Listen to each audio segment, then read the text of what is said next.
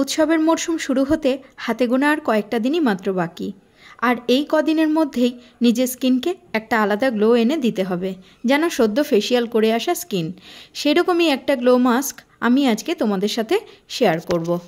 যে 3টে ইনগ্রিডিয়েন্টস আমি এখানে ব্যবহার করেছি এগুলো কিন্তু সবসময় আমাদের রান্নাঘরে মজুদ থাকে। হ্যালো এভরিওয়ান, আমি মৌমিতা আর তোমরা দেখছো home remedies by Moumita channel, যেখানে আমি স্কিন কেয়ার আর হেয়ার কেয়ার নিয়ে ভিডিও আপলোড করে থাকি। গ্লো মাস্ক বানানোর জন্য একটা কমন ইনগ্রিডিয়েন্ট আমি ব্যবহার করেছি, যেটা হলো মেথি দানা। আমরা প্রত্যেকেই জানি যে মেথি আমাদের স্কিন আর হেয়ারের জন্য কতটা বেনিফিশিয়াল। একটা পরিষ্কার বাটিতে 2 চামচ মেথি নিয়েছি আর মেথিটাকে প্রথমে জল পাল্টিয়ে একবার ধুয়ে নিয়েছি। তারপর আবার 1 গ্লাস পরিমাণ খাওয়ার জল দিয়ে মেথিটাকে ওভারনাইট আমি রেখে দেব। নেক্সট ডে মর্নিংয়ে দেখা যাবে সারা রাত জলে ভেজানোর ফলে মেথিগুলো ফুলে উঠেছে, সফট হয়ে গেছে। এখনও এর মধ্যে কিছুটা জল অবশিষ্ট রয়েছে।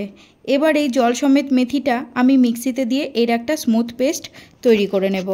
শুধুমাত্র ত্বকের জন্য না, আমাদের মাথার চুলের জন্য মেথি সমান বেনিফিশিয়াল। মেথির মধ্যে যে স্লাইমি ব্যাপারটা রয়েছে, যা আমাদের স্কিনকে এক্সট্রা গ্লস বা চকচকে ভাব এনে দিতে হেল্প করে। এক কথায় বলা যেতে পারে আমাদের ওভারঅল হেলথের জন্য মেথি দানা হলো দারুণ বেনিফিশিয়াল। দ্বিতীয় উপকরণ ব্যবহার করব আমি টক দই। আমি এখানে ঘরে পাতা টক দই নিয়েছি আর তার থেকে জলটা ঝরিয়ে নিচ্ছি। টক দইয়ের জলটা আমাদের স্কিনের জন্য দারুণ বেনিফিশিয়াল, এটাকে আমি ফেলে দেব না। এবার একটা ক্লিনজার আমি প্রিপেয়ার করছি, যার জন্য নিয়েছি 1 চামচ বেসন আর 1/2 চামচ কস্তুরি হলুদ। এবার এই দুটো উপকরণ, টক দইয়ের যে জলটা বেরিয়েছে এই জলটা দিয়ে আমি খুব ভালো করে মিক্স করে নেব। অল্প অল্প করে দিতে হবে আর মিক্স করতে থাকতে হবে। টক দইয়ের এই জলটা এতটা উপকারী যে আমাদের স্কিনকে ডিপ ক্লিন করতে হেল্প করে, ট্যান রিমুভ করতে হেল্প করে, ঠোঁট কালচে হয়ে গেলে সেটাকে লাইটনিং করতে হেল্প করে, পিম্পল মার্ক লাইটেন করে তোলে। রোদে বেরিয়েছো? একবার বাড়ি ফিরে এসে এই ক্লিনজারটা অ্যাপ্লাই করে দেখো, রেজাল্ট দেখে তাজ্জব হয়ে যাবে। আর অয়েলি স্কিনের জন্য তো দারুণ বেনিফিশিয়াল। অ্যাপ্লাই করার আগে খুব ভালো করে আরেকবার মিক্স করে নিচ্ছি। তারপর 2 গালে, কপালে, নাকের পাশে খুব ভালো করে এটা অ্যাপ্লাই করছি। যে কোনো রেমেডি কখনোই কিন্তু ডাইরেক্ট অ্যাপ্লাই করা যায় না, তার আগে কিন্তু মুখটা খুব ভালো করে পরিষ্কার করে নিতে হয়। তা এখানে ফেস ওয়াশ দিয়েও করতে পারো বা যে কোনো DIY ক্লিনজার তৈরি করে নিয়েও করতে পারো। আমি একটা DIY পাউডার ফেস ওয়াশ তৈরি করেছিলাম, যেটার লিঙ্ক আমি ডেসক্রিপশানে দিয়ে দিচ্ছি, চাইলে তোমরা অবশ্যই সেটা চেক আউট করে নিতে পারো। টক দইয়ের যে জলটা অবশিষ্ট রয়েছে সেটা আমি ফেলে দিইনি, হাতে অল্প অল্প করে ঢেলে নিয়ে একটা জেন্টাল ম্যাসাজ করে নিচ্ছি ফেসে। ক্লিনজিং করা মানে কিন্তু এটা না যে অ্যাপ্লাই করে নিলাম, জল দিয়ে ধুয়ে নিলাম, ব্যাস হয়ে গেল। ক্লিনজিং করা মানে প্রপার ওয়েজে ফেসটাকে ওয়াশ করা, যেন প্রত্যেকটা ফেসের যে প্রত্যেকটা অংশ, ফেসের প্রত্যেকটা পার্ট যাতে খুব ভালোভাবে ক্লিনস করা যায়।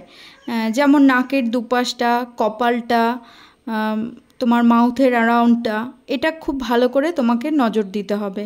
শুধুমাত্র লাগিয়ে জল দিয়ে ধুয়ে নিলাম এটা কিন্তু করা যাবে না, প্রপারলি ওয়াশ করতে হবে।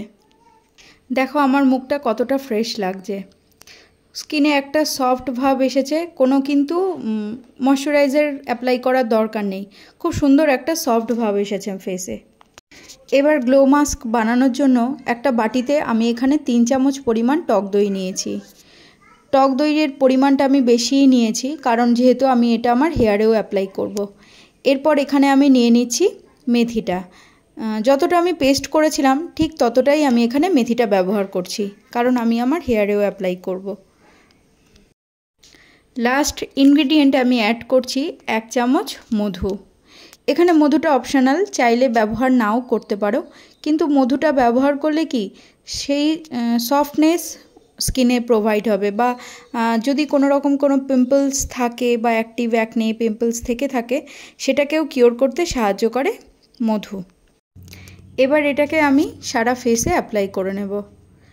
মেথি দানার মধ্যে ভরপুর মাত্রায় পাওয়া যায় অ্যান্টিঅক্সিডেন্ট, যা আমাদের স্কিনকে অকালে বুড়িয়ে যাওয়া থেকে রোধ করতে সাহায্য করে। স্কিন একটা ইলাস্টিসিটি ফিল করে, যার দ্বারা স্কিন টান টান ভাব থাকে। এর মধ্যে স্লাইমি ব্যাপারটা থাকার জন্য স্কিনের মধ্যে একটা চকচকে ভাব আসে, একটা গ্লস ভাব আসে, স্কিনে একটা দারুণ ন্যাচারাল গ্লো প্রোভাইড হয়। মেথি দানা শুধুমাত্র স্কিনে অ্যাপ্লাই কেন, তোমরা তোমাদের হেয়ারেও অ্যাপ্লাই করতে পারো, স্কিনেও অ্যাপ্লাই করতে পারো। এর পাশাপাশি মেথি দানা ভেজানো যে জলটা, সেই জলটা যদি আমরা খালি পেটে খেতে পারি তার বেনিফিটস কিন্তু আরও অনেক বেশি। 15 মিনিট পর দেখতে পাবে স্কিনে একটা টান টান ভাব ফিল হচ্ছে। তখন আমি একটা রুমাল ভিজিয়ে নিয়েছি, তারপর মুখটাকে মুছে নেওয়ার চেষ্টা করছি। খুব সহজে কিন্তু মোছা যাবে না, একটু হাতে সময় নিয়ে এই কাজটা করতে হবে। যদি মনে করো যে জল দিয়েও ধুয়ে নিতে পারবে সেটাও করা যাবে, কিন্তু আমি যেহেতু তোমাদেরকে দেখাবো তাই আমি রুমালটা ভিজিয়ে নিয়ে এসে আগে একবার খুব ভালো করে মুছে নিচ্ছি। মুখটা আমি ধুয়ে চলে এসেছি, আর রেজাল্ট হয়তো তোমরা দেখেই বুঝতে পারছো।